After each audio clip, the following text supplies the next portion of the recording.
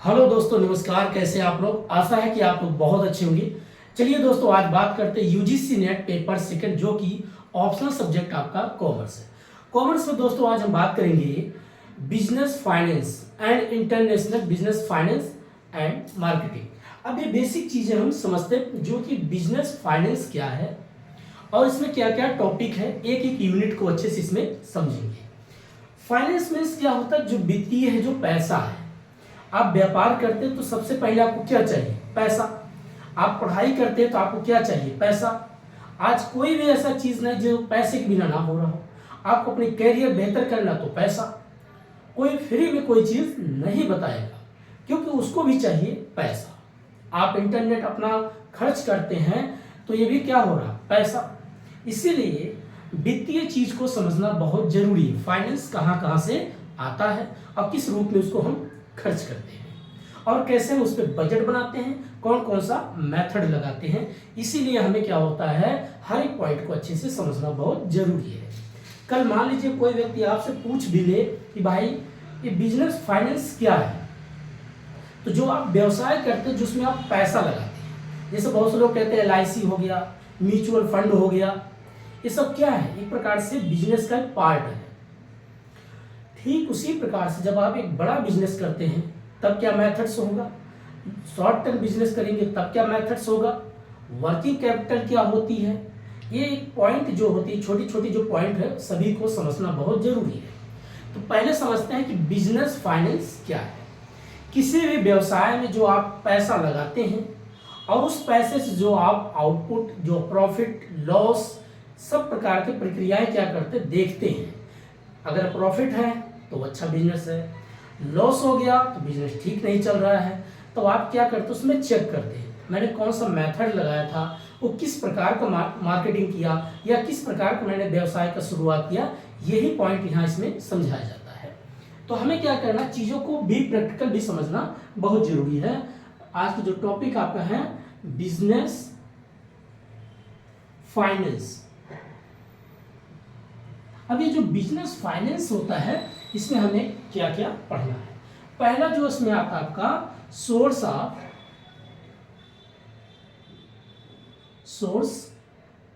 Of finance. ठीक। दूसरा इसमें आपका चैप्टर आता है कैपिटल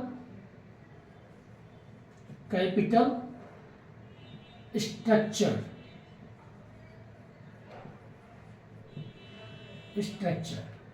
तीसरा आपका होता है कैपिटल बजटिंग। चौथा इसमें आप होता है वर्किंग कैपिटल।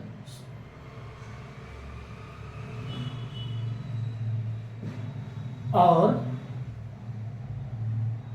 ठीक, ये बेसिक चीज आपको समझना बहुत जरूरी है। एक होता आपका डिविडेंड, और एक बात और करते हैं अंडर राइटर कमीशन।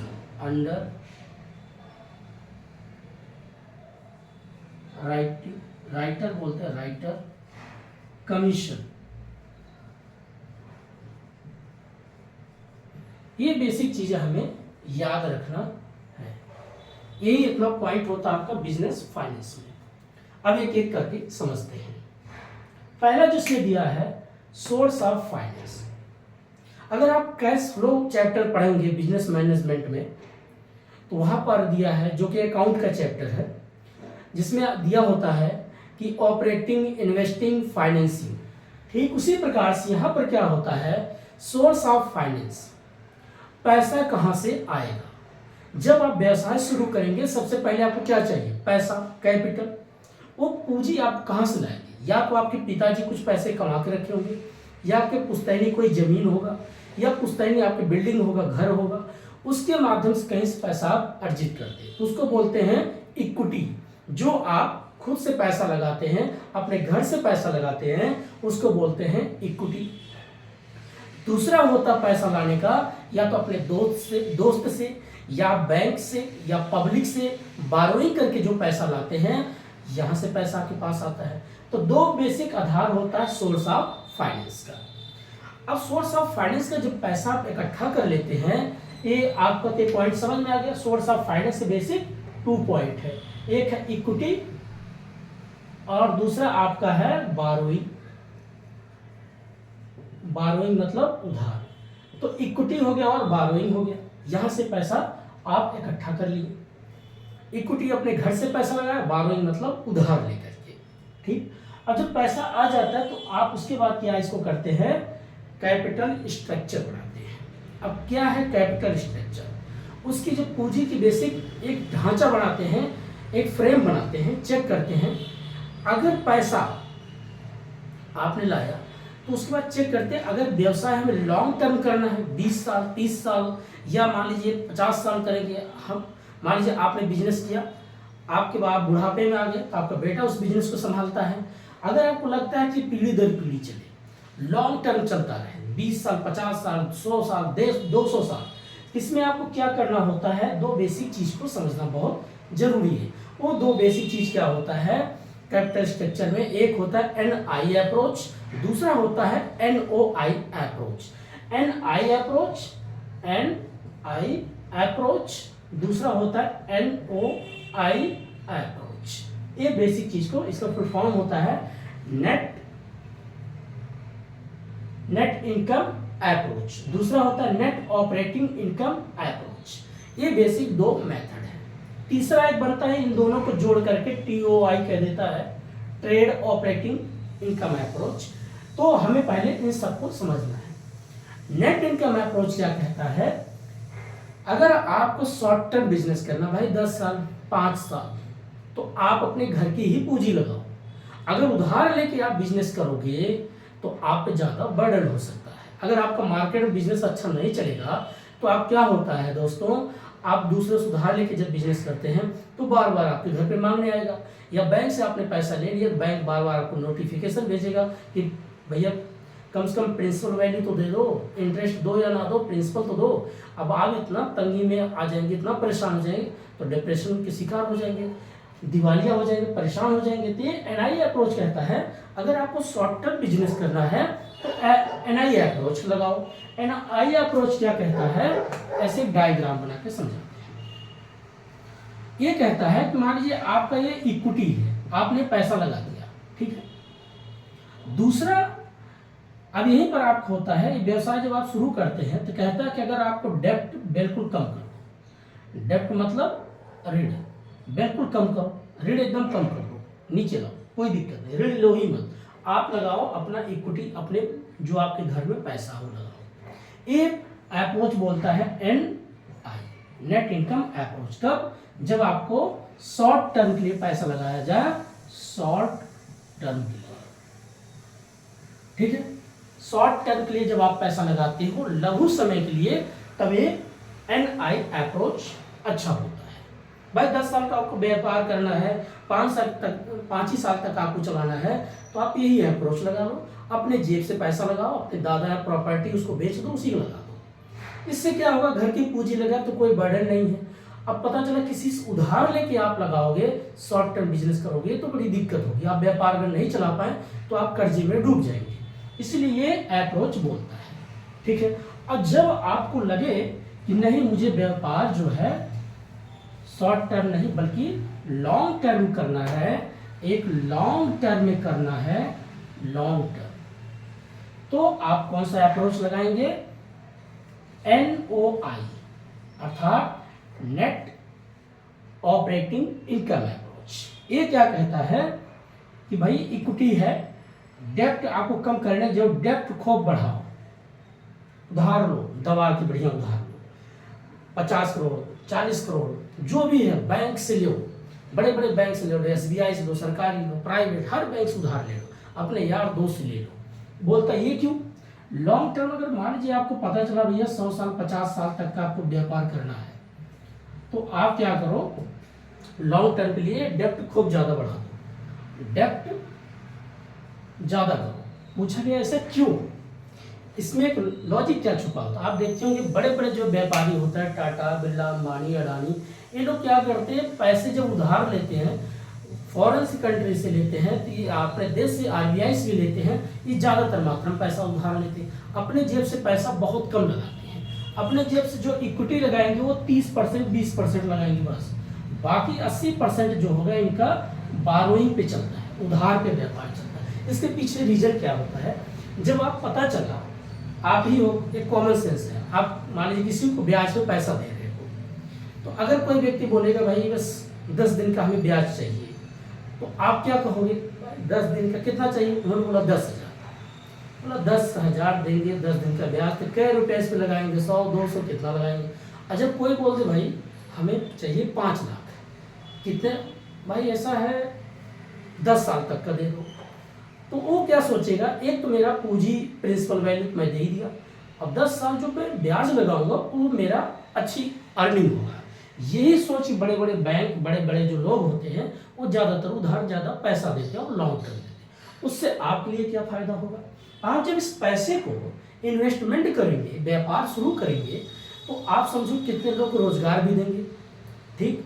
दूसरा, आपका व्यापार जब 10 साल 20 साल तक एक रनिंग में चलता है, तो इससे आपका फायदा क्या होता है, मान लीजिए 2 साल 3 साल आपको थोड़ा सा प्रोडक्शन कम होगा, मार्केटिंग बनाना होगा, गुडविल बनाना होगा, तो समय लगता है, कोई बात नहीं, लेकिन जैसे जैसे आउटपुट होगा, प्रॉफिट होगा, तो आप धीरे धीरे चीज़ें रिकवर कर लेते, आप ब्याज भी देना शुरू कर देते, थोड़ा उसी में से काट करके कि चलो भाई 5% इनका ब्याज चुकता करते हैं और 10% इनका धीरे धीरे क्या करते हैं, प्रिंसिपल वैल्यू भी देना शुरू कर देंगे। और ये जो आपका 20% लगा है, ये आपका बैकअप के लिए तैयार है कि कभी भी कोई छोटी मोटी लॉस होती है तो उसको हम रिकवर करने के लिए। और ये जो 80% से आप क्या करते हैं, पूरा व्यापार को आप चलाना शुरू कर देते हैं। और जब आपका व्यापार अच्छा खासा चल जाता है, पूरी भारत में या इंटरनेशनल में मार्केटिंग अच्छी पकड़ हो जाती है, तो इन्हीं पैसे से आप क्या करते हैं, अर्निंग करते हैं, और कर करके आप प्रिंसिपल वैल्यू, इंटरेस्ट सब चुकता कर देते हैं। ये इसीलिए बोला जाता है अगर लॉन्ग टर्म कोई व्यापार करना है, 50 साल 30 साल जब तक आप रहो धरती पे, या आपकी पुश्तैनी या आपके बेटा भी है, तो ये लॉन्ग टर्म डिसीजन सबसे बेस्ट होता है। इसीलिए बड़े बड़े बैंक जो होते हैं वो लॉन्ग टर्म लोन उनको देने में कोई दिक्कत नहीं होती है।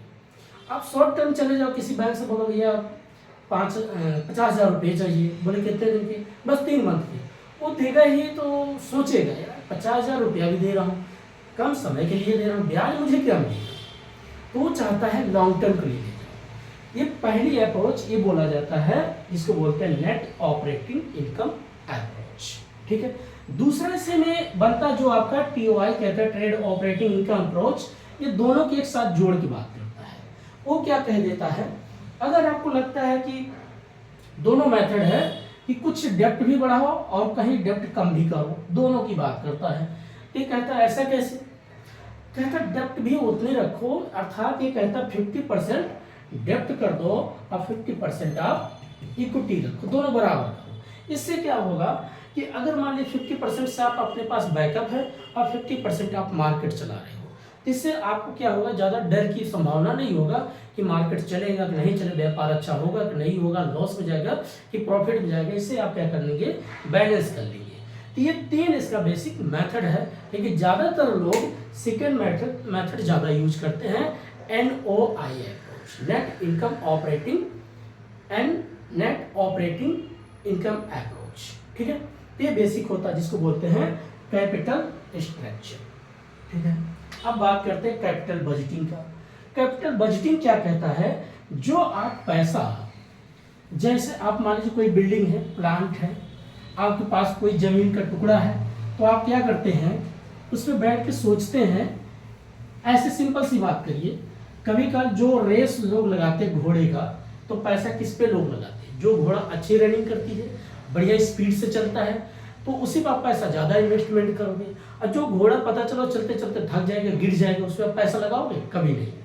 ठीक उसी प्रकार से कैपिटल बजटिंग क्या कहता है, अगर आपकी बिल्डिंग अच्छी है, आपकी बिल्डिंग कभी जो है अच्छी खासी पिलर मजबूत है, दीवार अच्छी मजबूत है, इसको अगर रेंट पे उठाएंगे तो अच्छा आउटपुट मिलेगा, तो थोड़ा बहुत इस पर कलर डिजाइन कर देते हैं, बाकी इसको हम 25,000 30,000 में क्या करते हैं, रेंट पे उठा देते हैं। तो ये आपके लिए अच्छी बात है। अगर बिल्डिंग बड़ी जर्जर है, छत जो पानी की तरह रिस रही है और साइड में सीमेंट सी उठा रही है, नमी आ रहा है, तो क्या आप किराए को उठाओगे, तो लोग देखेंगे भाई ये यहाँ तो रहने लायक नहीं है। ये बात इसीलिए कहा गया, अगर आपकी बिल्डिंग अच्छी, बढ़िया, देख रेख अच्छी है, उससे आउटपुट अच्छा आ सकता है, अच्छे लोकेशन पे है कि बगल में लाइब्रेरी है, बगल में कॉलेज भी है और मार्केटिंग भी अच्छी है, तो यहाँ लोगों का आनागमन ज़्यादा है, तो एक काम करो, इस बिल्डिंग की जो बजट बनाते हैं इस पर पैसा अच्छा खर्च कर दो। ठीक उसी प्रकार से आपके पास कोई मशीन हो, आउटपुट अच्छी कर रही है, बैरिंग है, उसकी गेयरिंग अच्छी खराब हो गई है, तो नया गेयरिंग नया बैरिंग डाल के बढ़िया उसको ठीक कर दो। इससे क्या होगा, आपकी कैपिटल जो पूंजी होगी अच्छी काम करेगी और इससे आपको आउटपुट अच्छा मिलेगा। बिल्डिंग हो गया, प्लांट हो गया, अब लैंड हो गया, जमीन है। अब जमीन का कोई टुकड़ा ऐसा है, आप देखते हो कि किसी को बटाई पे दे देते हो, कंट्रास्ट पे दे देते हो, ब्याज पे उठा देते हो, आपको लगेगा क्या ये जमीन को इतनी उपजाऊ है, इस उपजाऊ जमीन को मैं सस्ते में उठाऊं या इसको महंगे में उठा दूं। ये क्या करता है, एक आप बजट बनाते हैं कितना इस पर खर्च करना है। ये चीज़ें क्या होती, चाहे बिल्डिंग हो, चाहे प्लांट हो, चाहे मशीन हो और चाहे आपकी जमीन का कोई टुकड़ा हो, तो उस पर आप बजट बनाते हैं, लोकेशन देखते हैं कि ये मुझे कितना आउटपुट दे सकता है, उसी हिसाब उस पर आप क्या खर्च करते हैं। बेसिक ये पॉइंट यही कहता है। तीसरा आपका जो होता है वर्किंग कैपिटल। वर्किंग कैपिटल क्या होता है, जो आपका पैसा वर्क मतलब कार्य कर रहा, पूंजी। जैसे आपके जेब में 100 रुपया था, 100 रुपये में से आपने 50 रुपया कहीं पर कोई काम में डाल दिया। मान लीजिए आपने कोई पेन खरीद लिया, कापी ले लिया, तो जो आपने कापी और पेन खरीदा तो आपका ये वर्क कर रहा है भाई, आप उससे राइटिंग कर रहे हैं, कापी में नोट्स बना रहे हैं, ये चीज़ें क्या हो रहा, एक अपना काम कर रहे हैं। तो 100 रुपये में से अगर आपने मान लीजिए 50 रुपया कोई चीज़ काम में लगा दिए, तो यही होता है कि वर्किंग कैपिटल, कितना आपका पैसा वर्क कर रहा है। ऐसे एग्जांपल लेते हैं, और बड़ी चीज, आपके पास 100 करोड़ है, आप उसमें से 50 करोड़ मार्केट में अपना व्यापार शुरू कर दिए, क्या कर रहा है, आपका पैसा वर्किंग में है, काम कर रहा है। आप बिल्डिंग बना रहे हैं, मशीन बना रहे हैं, उसको बना के फिर बेच रहे हैं, आप कॉलेज खोल रहे हैं, कॉलेज में यूनिवर्सिटी बना रहे हैं, बड़े बड़े महाविद्यालय बना रहे हैं, आपका पैसा उसमें वर्क कर रहा है, तो उसी बोलते हैं वर्किंग कैपिटल। इस कैसे पता चलता है, इसको बोलते हैं current assets minus current liability. अब ये जो करंट एसेट्स, आपके पास कितनी पैसा थी, एसेट संपत्ति, और कितनी आपका पैसा इन्वेस्टमेंट मार्केट में चल रहा, वही आपकी लायबिलिटी, वही आपकी पूंजी है। ठीक है, इसीलिए इसको बोलते हैं, तो current assets minus current liability बराबर या होता है वर्किंग कैपिटल। ठीक, ये चीजें आपको समझना। ये आप जब मैनेजमेंट अकाउंटिंग पढ़े होंगे, रेशियो एनालिसिस, ये पूरा वहां पर आपको देखने को मिलेगा। ठीक है, ये क्यों हमें पढ़ना जरूरी है वर्किंग कैपिटल, क्योंकि आपका पैसा कितना बढ़िया मार्केट में चल रहा है, वहां पे भी अलग अलग मेथड्स लगाते हैं। रेशियो एनालिसिस लगाएंगे, गेयरिंग रेशियो क्या है, कॉस्ट ऑफ गुड्स सोल्ड लगाएंगे, डिविडेंड लगाएंगे, आगे भी डिविडेंड बताएंगे कि प्रॉफिट अगर ज़्यादा होती है तो उस प्रॉफिट में से कितना रिकवर करना चाहिए, कितना हमें बचाना चाहिए, फिर उसको कैसे री इन्वेस्टमेंट करना चाहिए। ये पॉइंट इसमें बात करता है कि हमें पैसा और कितना फील्ड में मार्केटिंग में लगाना चाहिए, अपने पूंजी को और कितना बढ़ाना चाहिए, ये पॉइंट इसमें बात करता है। जिसमें और पढ़ेंगे बजटरी सिस्टम क्या है, स्टैंडर्ड कॉस्ट, एक्चुअल कॉस्ट, ये सब इसी का पार्ट जुड़ा है। आपका जो पूंजी है हर एक मेथड्स लगाएंगे, चेक करेंगे कि अगर मान लीजिए आपने कोई एक अप्रोच सोचा कि वर्किंग कैपिटल में सोचा था 100 रुपया लगाने का, और 100 से आपने सोचा 110 रुपया अगर आता है, 100 रुपया लगाया 110 आता है, तो इसको बोलेंगे कि वेरिएबल है, मुझे कुछ प्रॉफिट हुआ। आपने पास 100 रुपया लगाया, आपको पता चला और 90 रुपया आपको अर्निंग हुआ, तो अनवेरिएबल होगा।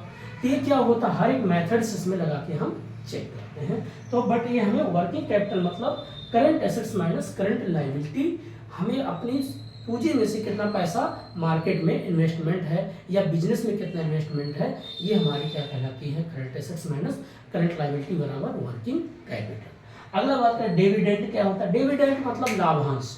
जब आप पैसे लाभों पे लाभ कमाना शुरू कर देते हैं तो आपके पास जब ज़्यादा प्रॉफिट हो जाता है उसको बोलते हैं डिविडेंड मतलब लाभांश।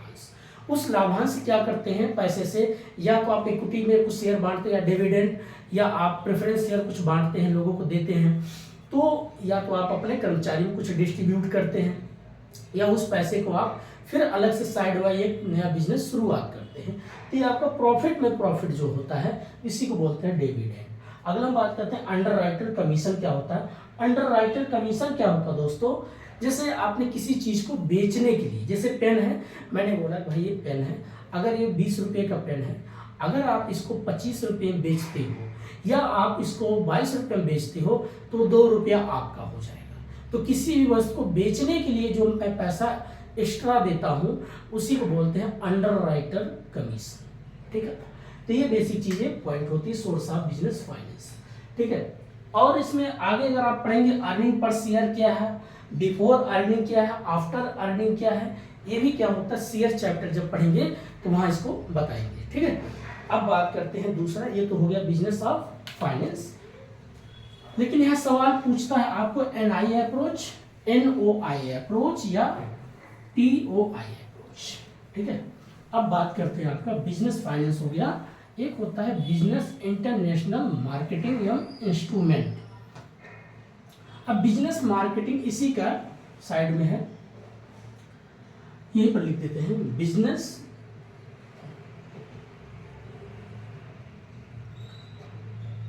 International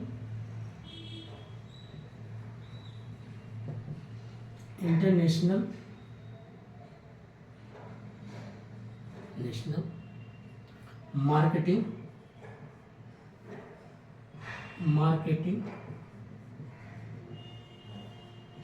and stock exchange of marketing. ये पूरा एक सवाल है, इसको समझते हैं क्या है, इसमें क्या बोला गया, ये भी टॉपिक है। इसमें बेसिक चीज आपको 2 पॉइंट को समझना बहुत जरूरी है। एक आप पढ़ेंगे SDR, ठीक, जिसको बोलते हैं मॉनेटरी सिस्टम, इसमें जुड़ा होता है मॉनेटरी सिस्टम। और दूसरा हम जब पढ़ेंगे ADR क्या है, GDR क्या है, IDR क्या है, जो ये आपका जुड़ा होता है स्टॉक मार्केट।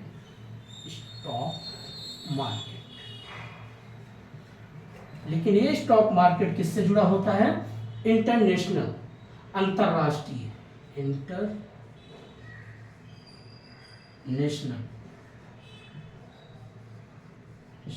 ठीक है, इससे जुड़ा होता है। बस इतना पॉइंट आपको पढ़ना है और ज्यादा इसमें डीपली जाने की जरूरत नहीं, एक एक करके समझते हैं। अभी जो बोलते हैं international marketing and stock exchange marketing, तो जो आप इसमें पढ़ेंगे इंटरनेशनल मार्केटिंग में पहला शुरुआत होता है आपका SDR। SDR कौन बनाता है, ये बनाता है आपका IMF के माध्यम से, इसको बोलते हैं इंटरनेशनल मॉनेटरी फंड। इसके माध्यम से क्या किया गया, एक प्रकार का पैसा जैसे एक्सचेंज होता है, आप डॉलर ले जाओ, दिनार ले जाओ, यॉन ले जाओ, पाउंड ले जाओ, रुपया लाओ, ये क्या करता है, एक्सचेंज करता है, पैसे को एक्सचेंज कर। लेकिन एक अलग से एक बनाया SDR मतलब क्या होता है, स्पेशल ड्राइंग राइट।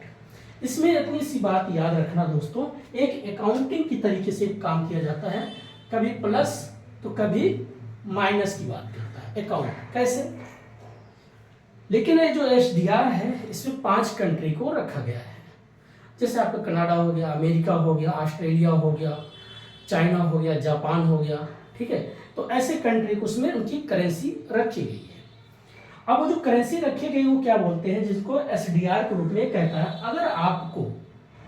अगर आपको मान लीजिए पाउंड चाहिए तो पाउंड क्या होगा, यहां से निकल जाएगा, माइनस होगा और आपके अकाउंट में प्लस हो जाएगा, ठीक है। अगर आपने पता चला कोई रुपया लाके यहाँ जमा कर दिया तो आपके अकाउंट से माइनस होगा और यहाँ पर प्लस हो जाएगा। यही पॉइंट इसमें होता है, प्लस माइनस। ये क्या करता है, आपको अगर उधार चाहिए 10 साल 20 साल तक का, तो ये स्पेशल ड्राइंग राइट क्या करते हैं, एक प्रकार से आपको करेंसी देती है, पैसे ही देती है, ये बात इसमें रखा है। लेकिन इसमें 5 करेंसी ही रखी गई जिससे आप पैसा ले सकते हो, जैसे पाउंड हो गया, डॉलर हो गया, एन हो गया, एक जापान करेंसी, और ये बेसिक चीजें हैं, ठीक है। तो आपका पाउंड, डॉलर, यॉन और एन करके बोलते हैं। तो ये सब 5 जो करेंसी है इसमें इंक्लूड होती है 5 देश की। तो आप क्या करते हैं, आपको कभी माइनस कभी प्लस यहाँ पर होता रहता है। इसका काम यही है बस, और कुछ नहीं करता ये। बस इसमें आपको जाइएगा 5 कंट्री पढ़ लीजिएगा और उनका परसेंटेज रखा गया है कि किसी का 30% है, किसी का 10%, किसी का 8% है, ये करेंसी रखी गई।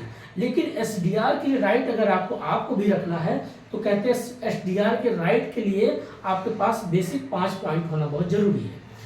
एक तो आपके देश की जीडीपी बहुत अच्छी हो, आपके देश की एजुकेशन सबसे बेस्ट हो, आपकी डिफेंस सेक्टर में अच्छे हो, तीसरा और आपका इंपोर्ट एक्सपोर्ट बहुत अच्छी हो। ये 5-6 पॉइंट उसमें रखा गया है।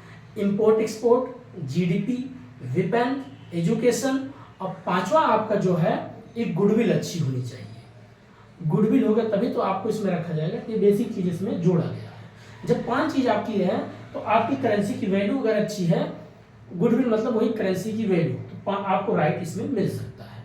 अब भारत जैसे देश है, भारत देश में अभी जीडीपी कितनी मजबूत अभी क्या है, चलिए हमारे पास वेपन अच्छी है, गुडविल भी अच्छी है, बट अभी हम करेंसी हमारी इतनी, आज करेंसी आप देखिए कितना चल रहा है, 81, 82, 84 ऐसे चल रहा है। अब बताइए, एक समय था डॉलर और रुपया बराबर था, आज आपकी करेंसी की वैल्यू घटती चली जा रही है। ये जो करेंसी घटने का कारण क्या, आपके रुपए की वैल्यू जब घटेगी क्या ये आपको राइट मिलेगा? नहीं मिल सकता। तो आप अपने करेंसी की पहली वैल्यू बढ़ाओ। तो करेंसी की वैल्यू कैसे बढ़ाया जाएगा? आप अपने देश में आयात के बजाय निर्यात करना सबसे ज़्यादा शुरू करो। अब निर्यात कब होगा? जब आपके देश में सबसे ज़्यादा इन्वेस्टमेंट होगा, एफडीआई अच्छे होंगे, नए नए चीज़, नए नए प्रोडक्ट अच्छा करेंगे, हाई क्वालिटी प्रोडक्ट बनाएंगे। अब पता चला आप पनीर बना रहे हो, पनीर केमिकल बना के दूसरे देश को बेचोगे, जब वो खाएगा बीमार होगा तो आपकी वस्तु खरीदेगा, बोलेगा आपको घटिया किस्म की वस्तु बनाते हो। जैसे आज के दौर में देखिए हर एक चीज़ में मिलावट आ गई, लोगों के स्वास्थ्य पे ज़्यादा इम्पैक्ट पड़ गया, दवा भी अच्छी नहीं है, ना हवा अच्छी है, सब क्या है। तो इससे क्या हो, लोगों जब स्वास्थ्य ही अच्छा नहीं होगा तो क्या इन्वेस्टमेंट होगा, क्या रोजगार क्रिएट होगा, क्या आपकी करेंसी की वैल्यू बढ़ेगी। ये हर एक पॉइंट एक दूसरे से लिंक होती है। अब बात करते हैं एडीआर, जीडीआर, आईडीआर। ये क्या है? ये होता है आपका stock market. International stock market क्या होता है दोस्तों? अब जैसे कि एडीआर क्या है, इसको बोलते हैं अमेरिकन डिपोजिटरी राइट। अभी इसको रिसीव बोलते, सॉरी अमेरिकन डिपोजिटरी रिसीव, इसको बोलते हैं जीडीआर ग्लोबल डिपोजिटरी रिसीव, इसको बोलते हैं आईडीआर इंडियन डिपोजिटरी रिसीव। आप किसी भी नाम से रख सकते हैं। ये क्या कहता है, जैसे आपने मान लीजिए किसी देश का कोई स्टॉक, कोई पैसा आपने खरीदा, तो आपने अगर खरीदा तो आपके पास इंडिया अगर लेता है तो लिखा जाएगा इंडियन डिपोजिटरी रिसीव। भारत ने क्या किया? पैसा प्राप्त किया। अब पता चला सभी देश मिल करके एक देश से दूसरे देश, तीसरे देश, चौथे देश, तो हो जाएगा जीडीआर ग्लोबल। इसको बोलो ग्लोबल डिपोजिटरी रिसीव। वैश्विक रूप से एक दूसरे से क्या कर रहे हैं, सब मिल करके स्टॉक मार्केट परचेज भी कर रहे हैं, सेल कर रहे हैं, शेयर मार्केट। एडीआर, अब मान लीजिए अमेरिका जो क्या करता है, भारत से कोई चीज खरीदा, तो कौन खरीदा? अमेरिका, तो उसको बोलेंगे अमेरिकन डिपोजिटरी रिसीव। ये बेसिक चीज आपको समझना था। एक छोटी सी बात थी, मैंने इसको एक सिंपल तरीके से बता दिया और इसमें ज्यादा कुछ नहीं है। कभी कभी इसका फुल फॉर्म भी पूछता है। तो आई होप आपका ये बिजनेस फाइनेंस एवं इंटरनेशनल बिजनेस फाइनेंस मार्केटिंग के बारे में हमने बात कर लिया। ठीक, अब जाते जाते एक लास्ट में एक अंतिम टॉपिक बात करेंगे, आपका जो रहेगा बेसिक क्या क्या पढ़ना है। कल जो शुरुआत दूसरा वीडियो लेके आएंगे दोस्तों, आपको उसमें रहेगा business management and human resource management. ये भी कल अच्छे से इसे समझेंगे, छोटा छोटा वीडियो रहेगा, बेसिक चीजें। और उसके बाद आप क्या करिए, अब जो समय है कॉन्सेप्ट क्लियर करिए और क्वेश्चन ज़्यादा से ज़्यादा बनाने का प्रयास करिए। क्वेश्चन तभी अच्छा बनेगा जब आपका कॉन्सेप्ट क्लियर रहेगा। ठीक है दोस्तों, तो आज इतना ही है, फिर कल मिलते हैं। तब तक के लिए नमस्कार, जय हिंद। और जिनका कल पेपर है उनको हमारे तरफ से अच्छे से पेपर देना। Wish you all the best. मस्त होके पेपर दीजिएगा, घबराइएगा नहीं। चाहे जैसा आपके सामने जो भी स्क्रीन हो, आप उसको शांत रूप बढ़िया से पढ़िएगा। ठीक है, एक बार में 2 बार रीड करिएगा, उसके बाद आंसर आप टिक करिएगा। कोई घबराने की बात नहीं है। आप जितना अच्छा क्वेश्चन बनाएंगे वो बनेगा ही। आप बस इतना सोचिएगा कि मैंने सब पढ़ा है, और ज़्यादा घोच पोच अपने दिमाग मत चलाइएगा। और एक ही बार में एक चीज़, एक ट्रिक आपको बताते हैं। ये जो कॉन्शियस, सब कॉन्शियस, अनकॉन्शियस जो आपका ब्रेन होता है, ये सब कुछ रिकॉर्ड करके रखा होता है। अगर जैसे आपने मान लीजिए आपने पढ़ा क्वेश्चन और ABCD करके आंसर आता। जैसे आपके दिमाग में बोले कि आंसर C है, तुरंत टिक मारो, आगे बढ़ो, वहाँ ज़्यादा मत सोचना, क्योंकि ये जो आपका जब पूरा ब्रेन कॉन्सेंट्रेट होकर काम करते हो तो आपका जो ब्रेन होता है, सब कॉन्शियस माइंड बहुत अच्छा काम करता है। और ज़्यादा अगर आप सोचने लग जाओगे कन्फ्यूजन क्रिएट हो जाएगा। एक ही बार में जो आंसर पड़े आगे बढ़ते रहो, टिक मारते रहना, ठीक है। ये बहुत बढ़िया ट्रिक है। और अगर आप ज़्यादा सोचो कन्फ्यूज हो जाओगे, ये सही है कि ये सही है, तो ऐसे मत पढ़ना, ठीक है। तो बस ऑल द बेस्ट, आप लोग मस्त होकर अपना पेपर दीजिएगा। थैंक यू वेरी मच, नमस्कार।